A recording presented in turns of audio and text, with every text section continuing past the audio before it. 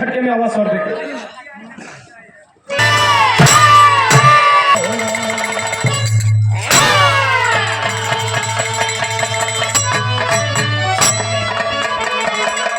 चीज है लोहा लगेला तो लग जा। अरे वाह लगावा तनी से तुम लोग टेगा कटार लेके तैयार रही। अरे वाह 4 लाइन भूमिका में भाव कवि जी लिखे। अरे वाह आवा तो सारी वही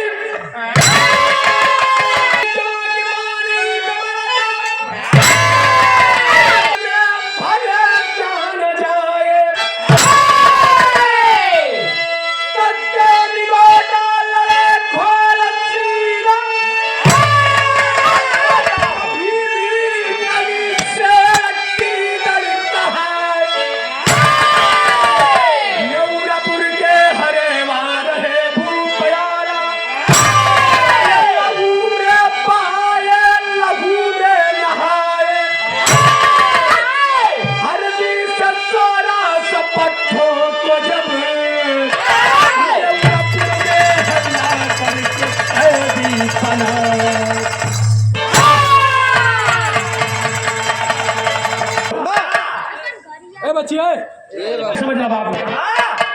नेवरापुर का राजा हरेवा बड़ा लवैया रहल। का जरा हरदीगढ़ में चढ़ाई करके 1600 पट्ठन के पेड़ के लेके गयल। राजा महुअर देखते रह गई है। राजा महुअर का चारा नहीं चलल। 1600 पट्ठन के पेड़ के लेके गयल। यहर का बात यहर छोड़ रहा। यहर यदुवंश हंस वीर लोरी रानी चनवा को उड़ार करके वही हरदीगढ़ में पहुंचना। गौवा के बगलिया में खे नारा रहल। दुपहरिया का दिन न रहल। वही नरवा पर कपड़वा निकाल के लोरी और रानी चनवा के जान पर कपार रख के इधर सुतल हुआ रानी चनवा हवा देती। रानी चनवा रानी चनवा एक तरह जरा कहावत थे तले बसावन कोई देखला रानी चनवा के कना रे ऐसा तो मेहरारुआ नहीं देखली। Wow beautiful. अरे वाह बसावन कोई नहीं समझला कि नीचो हो।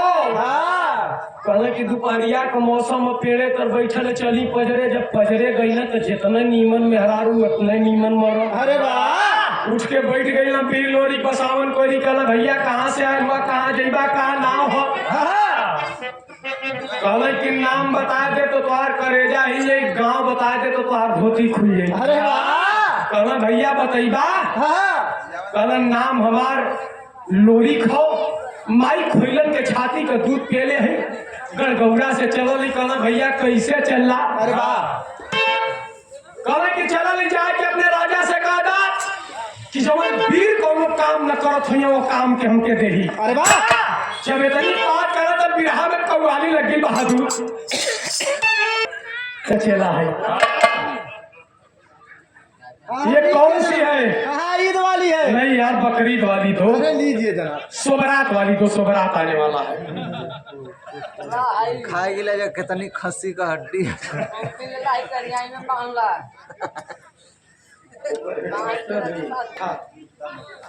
अरे तब बिकवा वाली है जनाब। लिखे आइए आइए स्वर दीजिए। आइए जनाब।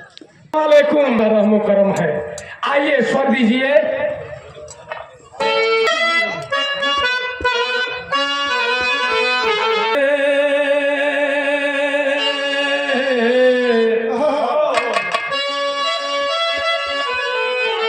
या मेरे मौला तू ऐसी तस्वीर बना दे जिसे हर रोज देखूं मेरी तकदीर बना दे। ओम की जान बनकर जाऊंगा एक अच्छा इंसान बनकर जाऊंगा। एक हिंदू मदीने की जानिब ईमान बनकर जाएगा। दोस्तों मैं कोई मुसलमान नहीं हूँ। हमारे साथी मुसलमान नहीं है। तो क्या है? सब हिंदू हैं। लेकिन उल्फत पाई है मोहम्मद की। मोहम्मद की जब जाऊंगा मैं प्यारे मोहम्मद की गांव में, खजूरों की छांव में, अरे जन्नत को देख लूंगा हजरत की पाँव में। एक मिनट खातिर हमके कौवाल मान ला। एक कौवाल कौवाला से कहता है क्या कहता है? कि मैं मांगता हूँ क्या मांगता हूँ तो देती नहीं है, उनको तो दे देना चाहिए। मांगता हूँ तो देती नहीं है। अरे देती है तो ये तो स्वाभाविक है जनाब, खड़ा तो होगा। गजब छुट्टियाँ आदमी बात। क्या खड़ा हो जाता है पहले पकड़ लीजिए। देती है तो खड़ा हो जाता है, रोम रोम मेरा जज्बात का जी करता है, जी करता है कि डाल दूं, तो देर किस बात की? डाल दीजिए जी जनाब। करता है कि डाल दूं गले में गजरा गुलाब का, अरे वाह! डालते ही झड़ जाता है, ये तो स्वाभाविक है, झरेगा ही। डालते ही झड़ जाता है पत्ता पत्ता गुलाब का। अरे वाह! कौन सी कव्वाली है बाबू?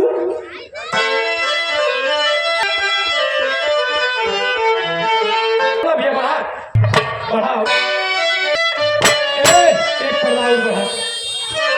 के बोतल में, पंजाब के बोतल में कश्मीर का पानी है, पंजाब के बोतल में, पंजाब के बोतल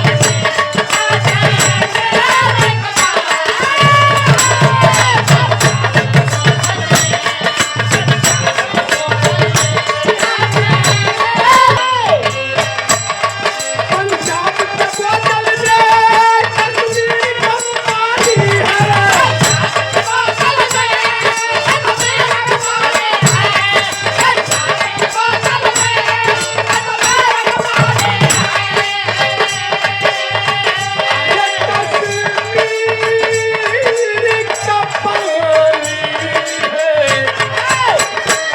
लखनऊ की नजाकत में, लखनऊ की नजाकत में, ये गोरिया की जवानी है। लखनऊ की नजाकत में, लखनऊ की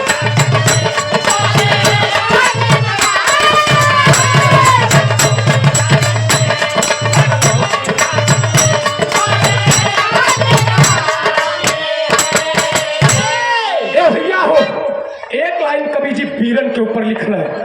पीर होवे के कैसन चाहिए? भाव हो। अरे पीरों की कदर होती, पीरों की कदर होती पटिया के पढ़ाने से, पीरों की कदर होती, पीरों की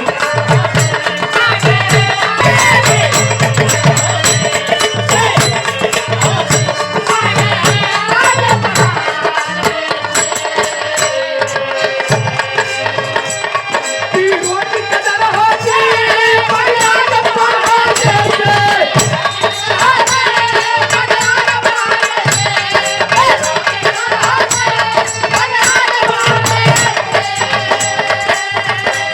पटिया के पढ़ाने से कायर न कदर पाता, कायर न कदर पाता, पग पीछे हटाने से कायर न कदर पाता, कायर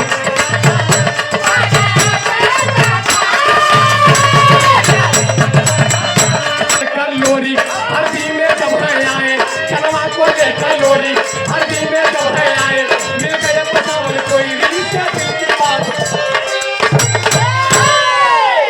राजा महुअर से खाके कोई काम दिला दे याला, राजा महुअर से खाके कोई काम दिला दे याला, ना होता हर कटा होई।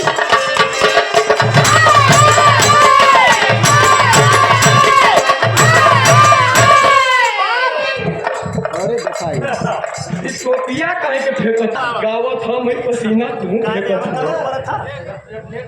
इनके पर तनी से गौर कैला बसावन कोयरी से भीड़ लोरी करे बसावन कोयरी पहुंचने कहाँ राजा महुआ तक। जब राजा महुआ तक पहुंचना कहला जाए के राजा एक नौकर आयल और नौकरी खोजत हो। राजा महुआ कहना कि बिरादर कौन हो कहना बिरादरी अपन अहिरानी बतावत हो काम मर्दवा अहिरन के काम गाय भैंस चरावत हो नगर के जतनी गैया ही देता गाय भैंस चराओ बजे वीर लोरी का काम लग गए।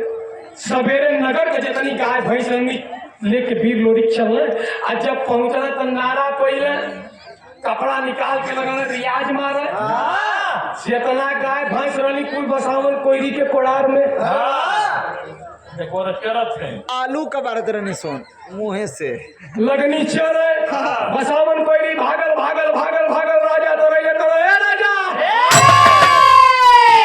कैसा नौकर रखले हुआ कुल कोड़रिया चरा गेला साझी के बोलावल गल वीर लोरी के जब वीर लोरी कहला कहला का भैया यही तरह काम करबा वीर लोरी कहना मर्दवा तोहरे लाज नहीं लगत है ए बसावन कोयरी से कहली कि जवान ने नगर में कोनो वीर काम न करत हुई काम के दी है 1600 मुट्ठी हमरे गैया हमार भैया कबो पगहा खोले के नहीं कहला अरे गाय भैंस चराव बदे देत हुआ कहला अरे बाप रे बाप इस लड़ाई का बात करत था राजा महुअर कहला कि मुंह मांगल इनाम दे बहादुर मुंह मांगल इनाम दे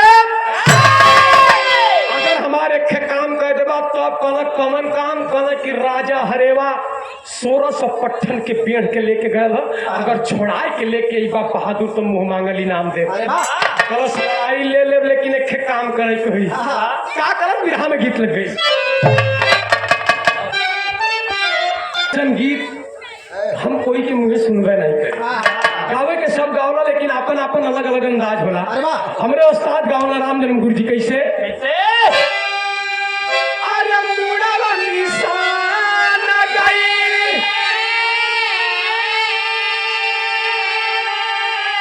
अरे बाबा के सगरवा ये माई का ये माई का रे ये माई का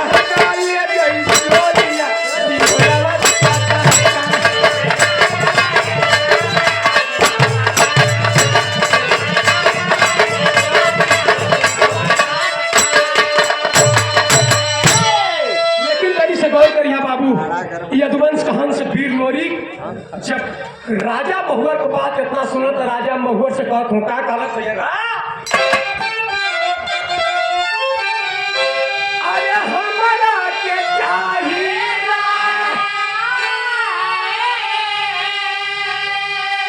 अरे चार बातें घोड़ा ये राजा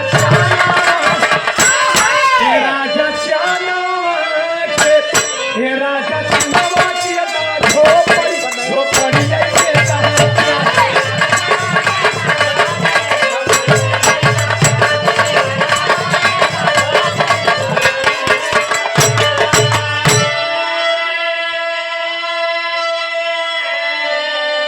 और ये देखें धरती से आप बड़े भैया की ओर से 501 रुपए का पुरस्कार सुंदर पुष्पहार शरणों में कोट कोट नमन प्रणाम है। और हमारे ग्राम सभा से आदरणीय हमारे गार्जियन महोदय हमारे धर्म के बड़े भैया लल्लन यादव सेक्टर प्रभारी 12 गांव के आप बड़े भैया की ओर से इस भाव पर 500 रुपए का पुरस्कार शरणों में कोट कोट नमन प्रणाम में बिरहा सुनने वाले सभी भैया बाबू के चरण में प्रणाम हो।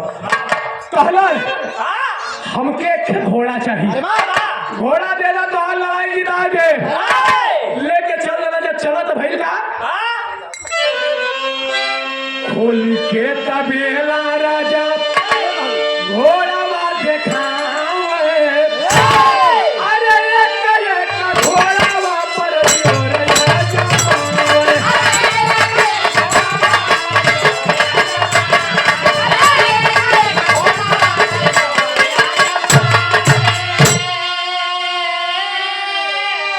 अरे चढ़ला कन्हई राजा अरे एक बछड़ा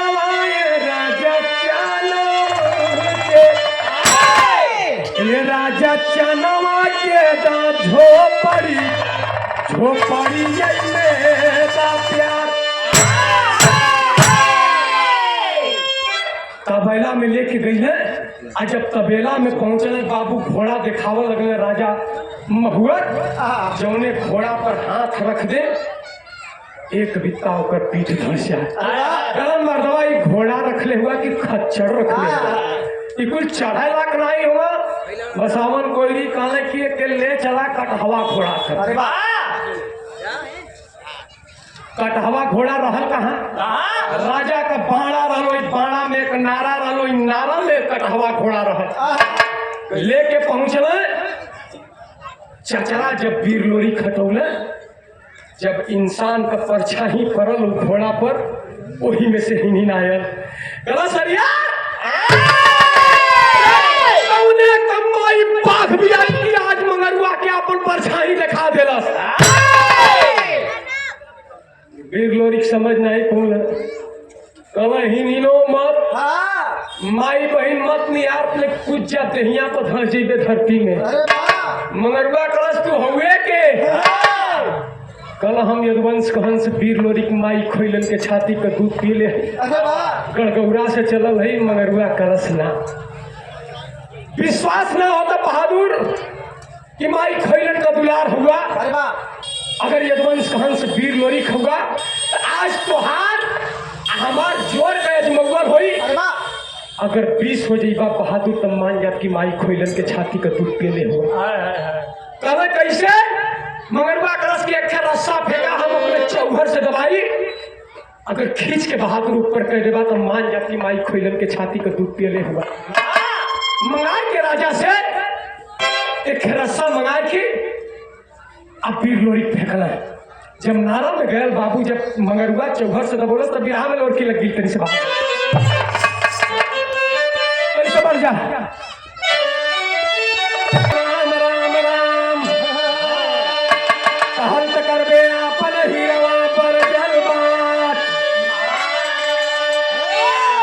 मजरी कदहिया बझलरी लेकिन चनवा कदहिया बगोर अरे जमुनी कदहिया बासा चवई में धरल हई लोरी कई कुदौले रे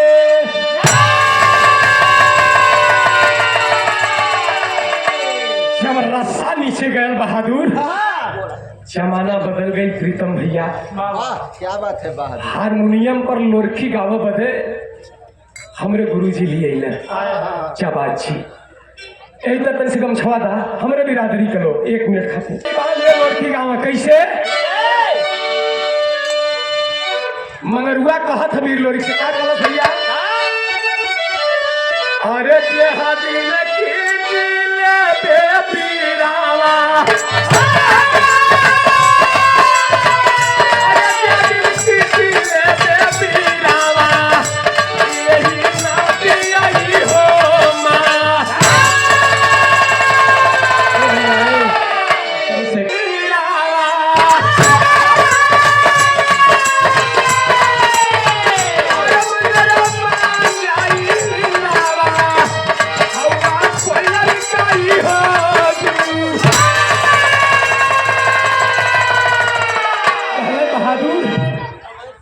के ऊपर कह देगा तो मान जात की माई खोइलन का छाती का दूध पियले हुआ रस्सा मंगाए के फेंकलन मंगरुआ अपने चौहर से दबौलस जब चौहर से दबौलस तो भइल का अरे बीरावा मार मार मार मार बाबूगा अरे बीरावा मार मार मार मार बाबूगा हरदी तेरी होता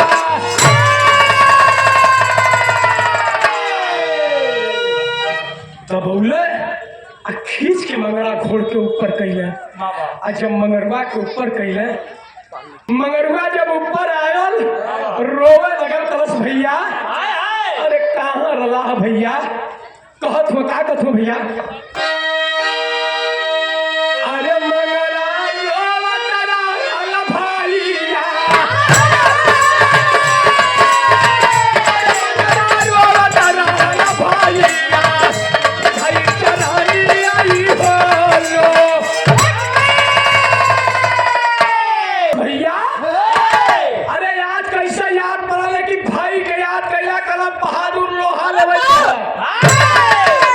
कल ऐसे लोहा न लगी। हाँ कल काहे कल ई रजवा 8 दिन पर पानी 8 दिन पर खाना देता है देहिए सारे हमके मुआ गलस हमार देहिए टूट गई। यादव भैया की ओर से शोका कुल परिवार से आपकी ओर से चरणों में कोट कोट नमन प्रणाम। सब भैया के चरणों में प्रणाम। मंगरुआ कलश के रे अगर ये रजवा हमके नारा में न रखले रहा तो कई हजार हरे भाई के सारण के काट के गर्दन माटी में मिला दही। सरवा नारा में रख के अपने मुंहे मौत ले लेलस। कल छोड़ा लड़ाई ले के कल न लड़ पाई 8-9 दिन का तनी से हमके मौका दा। 8 दिन का मौका लेके राजा से मंगाए के खियावो पियावो लगा। जब मंगरुआ तैयार भल तो कहना बहादुर तनी से आजमाई कहना आजमाला स्वर्गीय रामदेव गुरु जी का गीत लग गई।